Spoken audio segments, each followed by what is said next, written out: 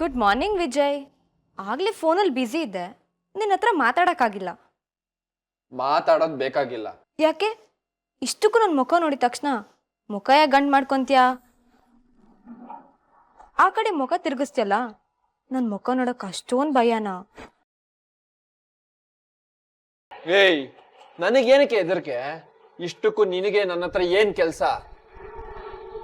ಮಾತಾಡ್ಸಿ ರೊಚ್ಚುಗೆ ಬಿಡಿಸಿ ನನ್ನ ಹತ್ರ ಉಗಿಸ್ಕೊಳಕ್ ಆಸೆನಾ? ಇಲ್ಲ ಅಪ್ಪ. ಮತ್ತೇನಕ್ ಮಾತಾಡ್ಸಿದ್ಯಾ? ಉತ್ತರ ಕೊಡ್ಬೇಕಲ್ವಾ? ರಾತ್ರಿ ನೀನ್ ಕುಡ್ದು ಬಂದು ಏನೇನೋ ಒದ್ರುದೆ. ಆಗ ನಾನು ನಿಂಗೆ ಉತ್ತರ ಕೊಟ್ಟಿದ್ದಿದ್ರೆ ನಿನ್ ತಲೆಗೆಲ್ಲೇ ಇರ್ತಿತ್ತು? ಅದಕ್ಕೆ ಈಗ ಉತ್ತರ ಕೊಡಕ್ ಬಂದಿದ್ದೀನಿ. ಕೊಡ್ಬೇಕಾಗಿರೋದನ್ನ ಬಾಕಿ ಉಳ್ಸ್ಕೊಳ್ಳೋ ಅಭ್ಯಾಸ ನನಗಿಲ್ಲ. ಕೊಡದೆ ಇದ್ರೆ ಯಾವ್ದೇ ವ್ಯವಹಾರ ಚುಕ್ತ ಆಗಲ್ಲ. ಏಯ್,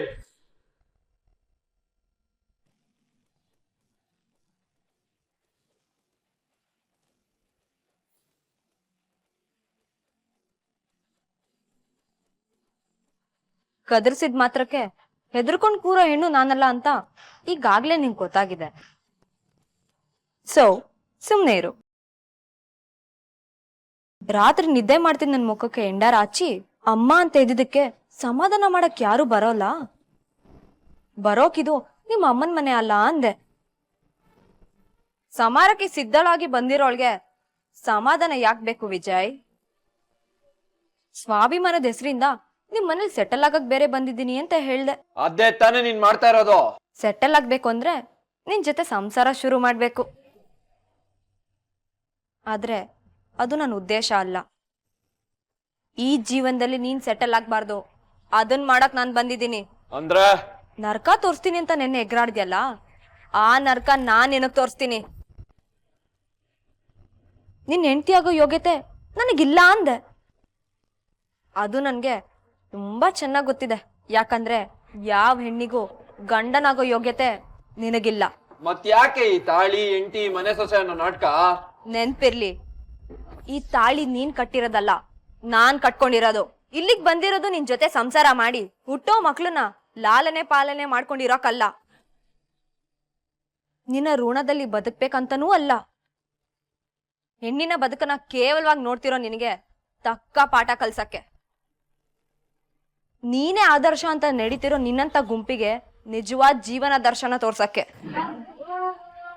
ಮಾಡ್ತಿರೋ ತಪ್ಪನೆ ಸರಿ ಅನ್ಕೊಂಡ್ ಮೆರಿತಿರೋ ನಿನಗೆ ಅದನ್ನ ನೋಡಿ ಈ ಸಮಾಜದಲ್ಲಿ ಯಾರಾದ್ರೂ ಬೇರೆಯವರು ಒಂದ್ ಹೆಣ್ಣನ್ನ ಕೆಣಕಕ್ಕೆ ಹೆದರ್ಬೇಕು.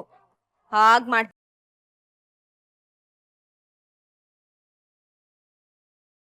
ಕನ್ಸ್ಕೊಂತ ಇದ್ಯಾ? ಖಡಕ್ಕಾಗಿ ಹೇಳ್ತಾ ಇದ್ದೀನಿ. ಅಯ್ಯೋ ನನ್ನಿಂದ ತಪ್ಪಾಯ್ತು, ನಿನ್ನ ತಡವಿಕೊಂಡು ತಪ್ಪು ಮಾಡ್ಬಿಟ್ಟೆ, ಒದ್ದಾಡ್ತಾ ಇದ್ದೀನಿ, ನನ್ನ ಕ್ಷಮಿಸು ಅಂತ ಎಲ್ರೂ ಮುಂದೆ ನಿನ್ನನ್ನ ನೀನು ಬದಲಾಯಿಸ್ಕೊಂಡು ನನ್ ಕಾಲಿಗೆ ಬೀಳ್ಬೇಕು.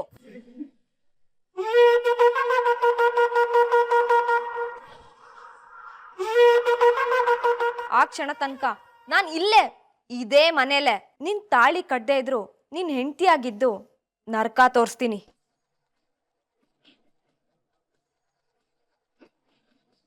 ಆಯ್ತಾ ಮರಿ?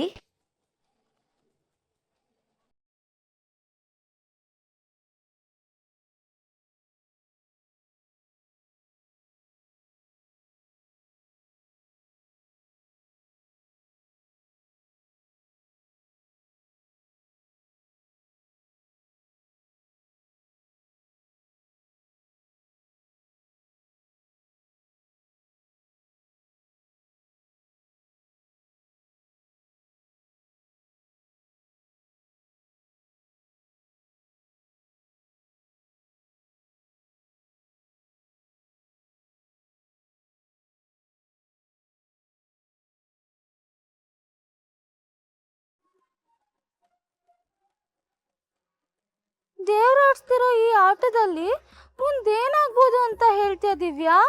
ದೇವ್ರಾಡಿಸ್ತಿರೋ ಆಟನಾ ಅಥವಾ ಗೀತಾ ನಡೆಸ್ತಿರೋ ಆಟನಾ ಮೊದಲು ಡಿಸೈಡ್ ಆಗ್ಬೇಕು. ಇದು ನಡೆಸ್ತಿರೋ ಆಟ ಅಲ್ಲ, ನಡೀತಿರೋ ಜೀವನ ಅನ್ನೋದನ್ನ ಮೊದ್ಲು ಅರ್ಥ ಮಾಡ್ಕೊಳ್ರೆ.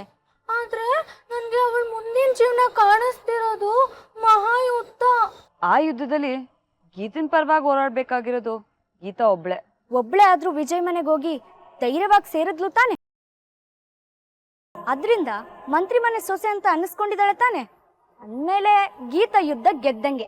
ಅಂತ ನೀನ್ ಅನ್ಕೊಬೋದು ಶರಣ್ಯ. ಆದ್ರೆ ವಿಜಯ್ ಮತ್ತೆ ಅವ್ರ ಮನೆ ಕಡೆಯವರು ಅಷ್ಟು ಬೇಗ ಸೋಲೊಪ್ಕೊಂತಾರೆ ಅಂತ್ಯಾ? ಅಷ್ಟು ಜನರ ಮಧ್ಯೆ ಈಗ ಮಧ್ಯೆ ಸಿಕ್ಕಾಕೊಂಡಿರೋದು ಗೀತಾ. ಅವರು ಯಾವಾಗ ಏನ್ ಬೇಕಾದ್ರೂ ಮಾಡ್ಬೋದು. ಹಾಗಾದ್ರೆ ಅವಳ ಸ್ಥಿತಿ ಏನನ್ನೋದು ಅವಳು ಕಾಲೇಜ್ ಬಂದ್ಮೇಲೆ ಗೊತ್ತಾಗುತ್ತೆ. ವಿಜಯ್ನ ಹೆಂಡತಿ ಆದ್ಮೇಲೆ ಅವಳು ಕಾಲೇಜ್ ಬರ್ತಾಳೆ ಅಂತೀಯಾ? ಯಾಕೆ ಬರಲ್ಲ? ಅವಳ ಜೀವನದಲ್ಲಿ ಅವಳಿಗೆ ಎಲ್ಲಕ್ಕಿಂತ ಮುಖ್ಯವಾಗಿದ್ದು ಓದು. ಅದನ್ನ ಅವಳು ಅರ್ಧಕ್ಕೆ ಬಿಡಲ್ಲ. ಹಾಗಾದ್ರೆ ಗಂಡ ಹೆಂಡತಿ ಇಬ್ರು ಕಾಲೇಜಿಗೆ ಬರ್ತಾರೆ ಅಂತ್ಯಾ? ಇವತ್ತು ಹೇಗಿದ್ರು ಕಾಲೇಜಿಗೆ ರಜಾ ಇದೆ, ನಾಳೆ ಏನಾಗುತ್ತೆ ಅನ್ನೋದು ಗೊತ್ತಾಗುತ್ತೆ. ನನ್ಗೇನು ಗೀತಾ ಕಾಲೇಜ್ ಬರಲ್ಲ ಅನ್ಸುತ್ತೆ ಕಣ. ಇವತ್ತು ಅವ್ರ ಮನೇಲಿ ಖಂಡಿತ ರಂಪರಾಮಾಯಣ ಆಗುತ್ತೆ ಕಣ. ನೋಡ್ತಾ ಇರು, ನಾಳೆ ನಮ್ ಕಣ್ಮುಂದೆ ಕಾಣಿಸೋದು ಬೇರೆದೇ ಕತೆ ಕಣ.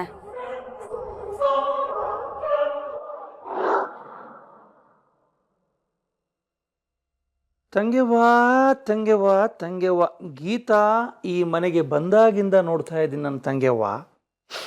ನೀನು ಸೈಲೆಂಟ್ ಆಗಿದ್ದೀಯ, ಅವಳು ಸೈಲೆಂಟ್ ಆಗೇ ವೈಲೆಂಟ್ ಆಗ್ತಿದ್ದಾಳೆ. ಹ್ಞೂ ತಂಗೆವ್ವ, ಕೊಡೋ ಗ್ಯಾಪಲ್ಲೇ ಸರ್ಕಂತ ತೂರ್ಕೊಂಡು ಈ ಮನೆಗೆ ಅಡ್ಜಸ್ಟ್ ಆಗಿಬಿಡ್ತಾಳೆ. ತಂಗೆವ್ವ, ಇದು ಭಾರಿ ಡೇಂಜರ್. ಮಾತಿಗೂ ಸಂಬಂಧನೇ ಇಲ್ದಿರೋ ನಿನ್ನನ್ನು ಅತ್ತೆ ಅಂತಾಳೆ, ನನ್ನೊಮ್ಮೆ ಅಣ್ಣ ಅಂತಾಳೆ, ಮತ್ತೊಮ್ಮೆ ಅಂಕಲ್ ಅಂತಾಳೆ. ಅಲ್ಲ ತಂಗೆವ್ವ, ಹಿಂಗೆಲ್ಲ ಆದ್ರೆ ನಮ್ಗೆ ಈ ಮನೆಯಲ್ಲಿ ಬಾಳಿ ಬದುಕಕ್ಕಾಗುತ್ತಾ? ಸುಮ್ಮನೆ ಪ್ರಶ್ನೆಗಳು ಗುಡ್ಡೆ ಅಂತಂದು ನನ್ನ ಎದುರಿಗೆ ಹಾಕೋದು ನಿಲ್ಸು. ಈಗ ನಾನೇನ್ ಮಾಡ್ಬೇಕು ಅದನ್ನ ಹೇಳು. ಅಲ್ಲಿಗೆ ಬರ್ತಾ ಇದ್ದೀನಿ ತಂಗೆವ್ವ. ಯೋಚನೆ ಮಾಡು, ಆ ಗೀತಾ ಇಷ್ಟು ಗಟ್ಟಿಯಾಗಿ ಈ ಮನೆಗೆ ಎಂಟ್ರಿ ಕೊಡೋಕೆ ಕಾರಣವೇನು? ಅವಳ ಪ್ರಕಾರ ಮಾನ ಅಲ್ಲ, ನನ್ನ ಪ್ರಕಾರ ಅದು ಹಣ. ಆದ್ರೆ ಗುರೂಜಿ ಹೇಳ್ತಾ ಇರೋದು ಹಳೆ ಜನ್ಮದ ದ್ವೇಷ. ಅದು ಗುರೂಜಿ ಹೇಳಿರೋದ್ರಿಂದ ನಮಗಿಬ್ಬರಿಗೆ ಗೊತ್ತಿದೆ, ಅವಳಿಗೆ ಎಲ್ಲಿ ಗೊತ್ತಿದೆ? ವಿಜಯ್ ಏನೋ ಬೇಡದ ಆಟ ಆಡಿದ ನನ್ನ ಕಾರಣಕ್ಕೋಸ್ಕರ ಯಾವ ಹೆಣ್ಣು ತನ್ನ ಕೊರಳಿಗೆ ತಾನೇ ತಾಳಿ ಕಟ್ಕೊಂಡು ಸಂಸಾರ ಮಾಡ್ಕೊಳ್ಳಕ್ಕೆ ಒಪ್ಕೊಳ್ಳಲ್ಲ ತಂಗ್ಯವ. ಅಂಥದ್ರಲ್ಲಿ ಇವಳು ಬಂದಿದ್ದಾಳಂತಂದ್ರೆ ತೆಕ್ಕಿದನ್ನ ಆದಷ್ಟು ಗ್ಯಾಬರ್ಕೊಂಡು ಹೋಗೋ ಪ್ಲಾನು. ತಂಗಿವ, ಈ ಆಂಗಲ್ ಒಮ್ಮೆ ಯೋಚನೆ ಮಾಡು. ಗುರೂಜಿ ಹೇಳಿದ ಸತ್ಯ ಗೊತ್ತಿಲ್ಲದೆ ಇಷ್ಟೊಂದು ಕಾಟ ಕೊಡ್ತೀರ ಅವಳು, ಆ ಸತ್ಯ ಗೊತ್ತಾದ್ರೆ ಎಷ್ಟು ಕಾಡಬಹುದು ನಿನ್ನನ್ನ? ಯೋಚನೆ ಮಾಡು. ಸುಮ್ಮನೆ ಬಿಡ್ತಾಳ? ಏನ್ ಮಾಡ್ತಾಳೆ? ಆಡೋ ಚೌಕಾಭಾರದಲ್ಲಿ ದಾಳ ಅವಳದು, ಬೀಳೋ ಗರವೂ ಅವಳದೆ ಅಂದಾಗ ನೀನು ಅವಳು ನಡೆಸಿದ ಹಾಗೆ ನಡೆಯೋ ಆಳಾಗಬೇಕಾಗತ್ತೆ ಹೊರತು ಆ ರಸನಲ್ಲ. ಸಿಂಪಲ್ ಆಗಿ ಯೋಚನೆ ಮಾಡೋ ತಂಗೆವ, ಇದನ್ನೇ ಮಿಡಲ್ ಕ್ಲಾಸ್ ಮೆಂಟಾಲಿಟಿ ಅನ್ನೋದು. ಆಗದಿರೋನ್ ಜೊತೆ ಅರ್ಧಾಂಗಿಯಾಗಿ ಬಾಳೋಕೆ ಯಾವ ಹೆಣ್ಣು ರೆಡಿ ಇರ್ತಾಳೆ ತಂಗೆವ್ವ? ಅದಕ್ಕೆ ಇವಳು ಕೂಡ ವಿಜಯನ ಕೈಲಿ ತಾಳಿ ಕಟ್ಟಿಸ್ಕೊಂಡಿಲ್ಲ, ತಾನೇ ಕಟ್ಕೊಂಡಿದ್ದಾಳೆ. ಅದರ ಅರ್ಥ ಏನು ಅಂದ್ರೆ ಯಾವಾಗ ಬೇಕಾದ್ರೂ ತನ್ನ ಆಟ ಮುಗಿಸಿ ಎದ್ದು ಹೋಗಬಹುದನ್ನ ಐಡಿಯಾ. ಸಿಂಪಲ್. ನೀನ್ ಹೇಳ್ತಾ ಇರೋದು ಸರಿಯಾಗಿದೆ. ಆದ್ರೆ ವಿನಾಕಾರಣ ಅವಳು ಸುಮ್ಮನೆ ಬಂದು ಸಿಕ್ಕಾಕೊಂಡು ಏನ್ ಸಾಧಿಸ್ತಾಳೆ? ಅದನ್ನೇ ತಂಗೆವ ನಾನು ಹೇಳ್ತಿರೋದು. ಈ ಸಂದರ್ಭನ ಅವಳು ದುಡ್ಡು ಮಾಡ್ಕೊಳ್ಳೋ ದಾರಿಯಾಗಿ ಬದಲಾಯಿಸ್ಕೊಳ್ತಾಳೆ. ಅವಳಿಗೆ ಒಂದು ಬಲ್ಕ್ ಅಮೌಂಟ್, ಒಂದು ಅಮೌಂಟ್ ಇಷ್ಟು ಅಂತ ಕೊಟ್ಬಿಟ್ರೆ ಹೋಗ್ಬಿಡ್ತಾಳೆ. ಹಾಗಂತೀಯ? ಹ್ಞೂ ತಂಗೆವಾ, ಆ ಗೀತಾನ ಅಪ್ಪ ಮಹಾ ಕುತಂತ್ರಿ ತರ ಇದ್ದಾನೆ. ಮಗಳನ್ನ ಈ ರೀತಿ ಚೂ ಬಿಟ್ಟು ಎನ್ಕ್ಯಾಶ್ ಮಾಡ್ಕೊಳ್ಳೋ ಪ್ಲಾನ್ ಇತ್ತು.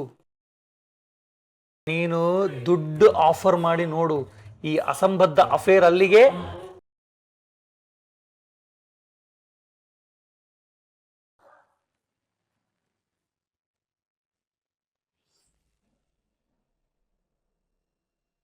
ಬರೀ ಕಾಲಲ್ಲ ತಂಗೆವ, ಹೊಟ್ಟೆಗೂ ಕೂಡ ನಡೆಯೋ ಶಕ್ತಿ ಇದೆ ನೋಡು.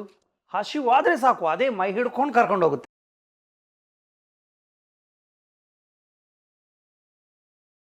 ಓ ಇಡ್ಲಿ. ವಿಜಿ, ತಿನ್ನುವಾಗ ಚಿಂತೆ ನೆರಿಗೆಗಳು ಹಣೆ ಮೇಲೆ ಇರಬಾರ್ದು ಕಂದ. ಆಗಿದ್ದೆಲ್ಲ ಮರೆತು ನೆಮ್ಮದಿಯಾಗಿ ತಿನ್ಬೇಕು.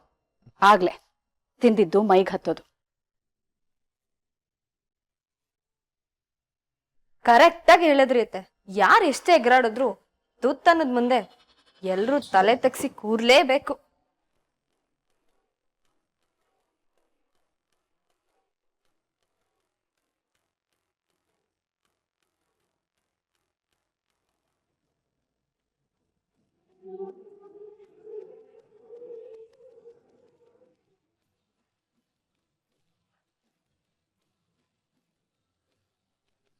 ಯಾವ ಜೀವನೂ ತಲೆ ಎತ್ಕೊಂಡು ಊಟ ಮಾಡಲ್ಲ ಅತ್ತೆ. ಯಾಕಂದ್ರೆ ನಾವ್ ಕೊಡೋ ಗೌರವ, ಪ್ರೀತಿ, ಭಕ್ತಿ.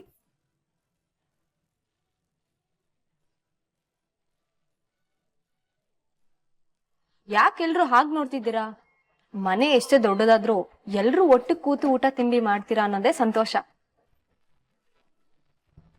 ಸಹನೋ ಬುನಪ್ತು ಅನ್ನೋದರ ಅರ್ಥವೇ ಇದಲ್ಲವೇ? ಅತ್ತೆ ಹೇಳ್ದಾಗೆ ಎಲ್ರೂ ನೆಮ್ಮದಿಯಾಗಿ ತಿನ್ನಿ.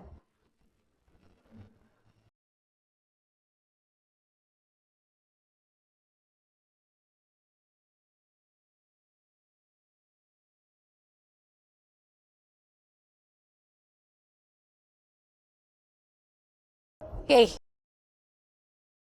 ಏನೇ ಮಾಡ್ದೆ? ಇವಾಗ ನಿನಗೆ ಸಂತೋಷನಾ? ನನ್ನ ಮಗಂಗೆ ತಿಂಡಿ ತಿನ್ನೋದಕ್ಕೂ ಬಿಡೋದಿಲ್ವಾ ನೀನು? ಅವ್ನು ತಿಂಡಿ ತಿನ್ನೋ ಟೈಮ್ಗೆ ಬಂದು ನೀನು ಒಕ್ಕಿಸ್ಕೋಬೇಕಾಗಿತ್ತ? ಇಂಥ ಇಷ್ಟ ಇಲ್ಲದ ಬದುಕನ್ನ ಬದುಕಿ ಏನ್ ಸಾಧಿಸೋದಕ್ಕೆ ಹೊರಟಿದ್ಯಾ ನೀನು? ನನ್ನ ಮಗ ತಿನ್ನೋ ಅನ್ನ ಕಿತ್ಕೊಂಡಿರೋ ಪಾಪ ನಿನ್ನ ಸುಮ್ಮನೆ ಬಿಡುತ್ತೆ ಅಂದ್ಕೊಂಡಿದ್ಯಾ? ನಿನ್ನ ಬದುಕನ್ನ ನೀನು ಬದುಕೋ. ಇಲ್ಲಿ ಸುಮ್ಮನೆ ಬಂದು ನಮಗೆ ಟಾರ್ಚರ್ ಕೊಡೋ ನೆಸೆಸಿಟಿ ಇಲ್ಲ. ಛೀ, ಮಾಡೋ ಅವಾಂತರನೆಲ್ಲ ಮಾಡಿ ಈಗ ಸ್ಮೈಲ್ ಬೇರೆ ಮಾಡ್ತೀಯ. ಇದನ್ನೇನ ನಿನ್ನ ಭಾಷೆಯಲ್ಲಿ ಮನುಷ್ಯತ್ವ ಅನ್ನೋದು? ಅತ್ತೆ, ಸಿಟ್ಟಲ್ಲಿ ಯಾಕೆ ಏನನ್ನ ಮಾತಾಡ್ತಿದ್ದೀರಾ? ಸಿಟ್ಟಿನ ಕೈಲಿ ಬುದ್ಧಿ ಕೊಡ್ಬಾರ್ದು ಅಂತ ದೊಡ್ಡವ್ರು ಹೇಳಿರೋ ಮಾತಿದು. ಇಷ್ಟಕ್ಕೂ ನಮ್ಗ್ಯಾಕೆ ಹಿಂಸೆ ಕೊಡ್ತಿದ್ಯಾ ಅಂತ ಕೇಳ್ತಿದ್ದೀರಲ್ಲ, ಇಲ್ಲಿ ತನಕ ಹಿಂಸೆ ಕೊಟ್ಕೊಂಡ್ ಬಂದಿರೋದ್ ಯಾರು ಅಂತ ಸ್ವಲ್ಪ ಯೋಚನೆ ಮಾಡಿ ಅತ್ತೆ. ಮಾತಿಗೆ ಮಾತು ಬೆಳೆಸ್ಬೇಡ. ಮತ್ತೆ ಹೇಳ್ತಾ ಇದ್ದೀನಿ, ನೀನ್ ಈ ಜನ್ಮದಲ್ಲಿ ಈ ಮನೆಯಲ್ಲಿ ಒಬ್ಳಾಗೋದಕ್ಕೆ ಸಾಧ್ಯನೇ ಇಲ್ಲ. ಅದನ್ನ ಯಾರು ಒಪ್ಪೋದಿಲ್ಲ. ಹೇಳು, ಏನ್ ಬೇಕು ನಿನಗೆ? ದುಡ್ಡು ಬೇಕಾ? ಕೇಳು, ಎಷ್ಟು ಬೇಕೋ ಕೇಳು, ಮುಖದ ಮೇಲೆ ಬಿಸಾಕ್ತೀನಿ.